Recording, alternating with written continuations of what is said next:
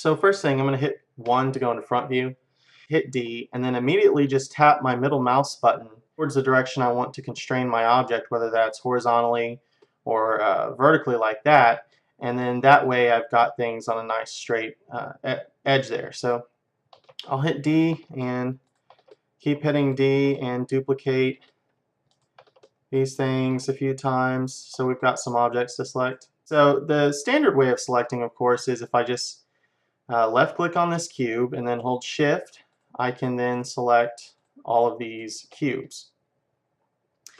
If I want to deselect, I can double click over here. Hitting A selects everything at once. In the standard mode of Blender, hitting A will select and deselect, but I have it set up using Sensei format to where A only selects everything. Because often what happens is that to select everything, I end up having to tap A twice. Once to deselect the current selection and again to select all. So I just have A set up to select everything. So you always get a consistent result whenever you want everything to be selected, whether you're in object or edit mode, you just hit A once and it does. Of course, to deselect everything, we just double click anywhere. So another way of selecting is with the border select. So if you hit B, it brings up the border select and you can click and drag and you're able to make a selection. Once again, I've altered this a little differently from the standard Blender mode in that normally whatever selection you make after your first selection will be added to. It deselects whatever was currently selected and just selects that. For example, if you hold Control and then the right mouse button, that does a lasso select. So you'll see these 4 cubes here are already selected, and when I select these over here, you'll see that it keeps that selection. Likewise, I could hold Control and right click and lasso select that, and you'll see that it adds on to that selection. If we have this with the lasso select, then I don't really see a need to have it with the border select. I'm usually using border selection in edit mode. For instance, if I double right click over here and add a monkey and then hit S to scale and go ahead and tap W. If I hit tab to go into edit mode and I press 1 to go into front view, tap B for my border select, and then select whatever area that I need to manipulate without having to first deselect everything. Kind of the same logic behind why I just have A set up to select all and not to deselect everything, so that I can just immediately make the selection I want and make changes to it, do whatever I wish. Okay, so I'm going to hit tab to get out of edit mode and hit X to delete that monkey.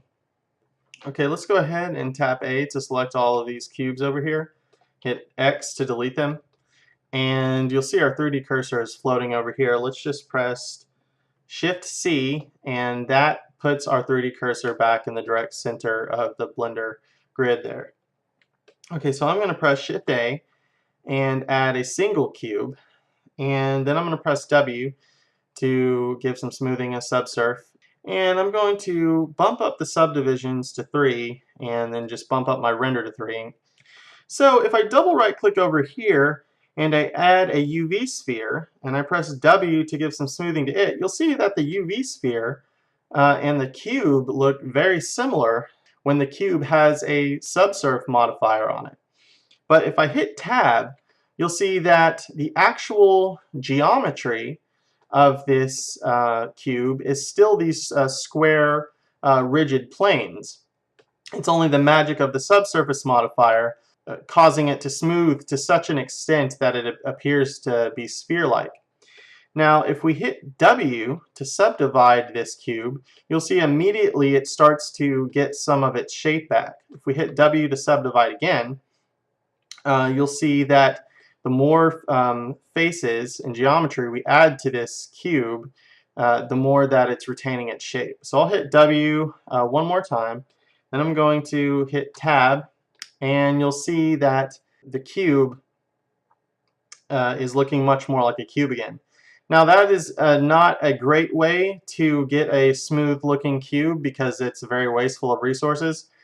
So wasteful that I feel like I should show you really quick a better way to do that. Another way to get a very similar result without having to create so many faces would be to double right click over here, add a cube, press W for smoothing, do the same, bump this up to 3 here, and then hit tab, and then press Shift W to do an edge loop, and edge loop there, and edge loop there, drag that over there, and then of course we would want one on the top, and there,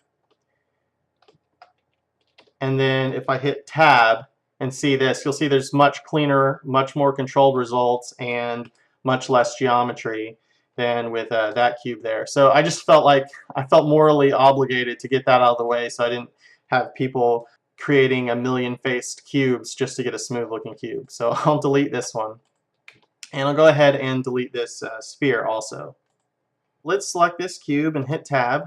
And if we double click, that will deselect everything.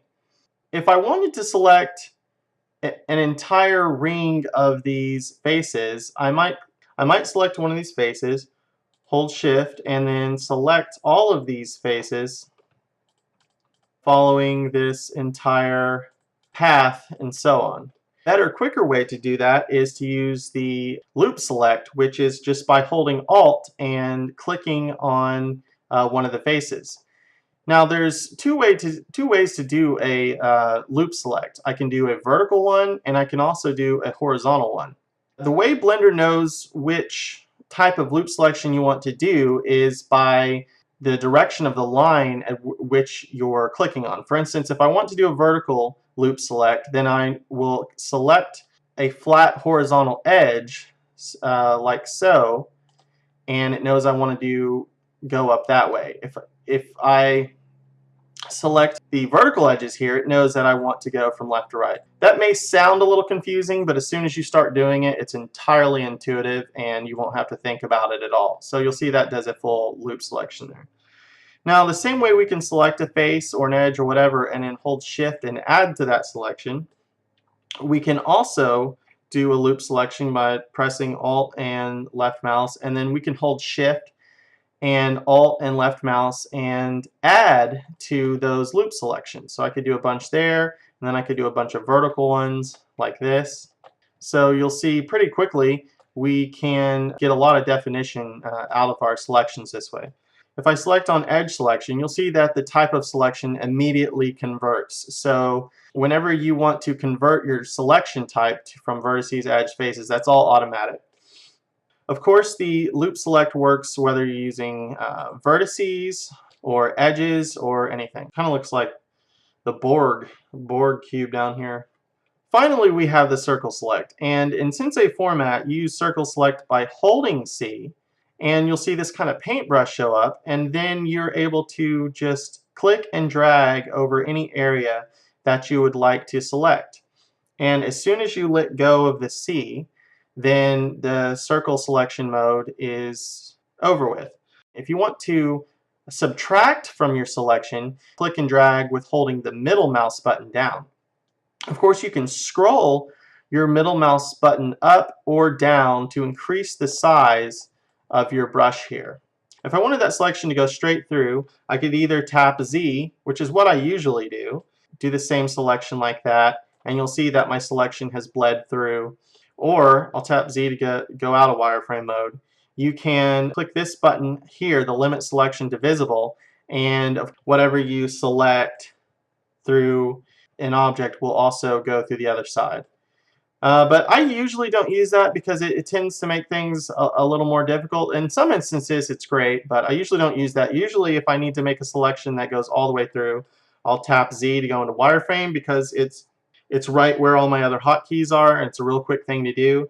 And if I need to make a specific selection also too, I'll usually go into some type of orthographic view. That's a front, top, back, side, left kind of view, etc. So I'll go into one of these, I'll tap Z to go into wireframe, and then I'll hit B to bring up my border select. And as I explained a few minutes ago, I don't have to worry about deselecting all this stuff first. I just select exactly what I want and the rest of it goes away, and then I have a full selection there to do whatever I need.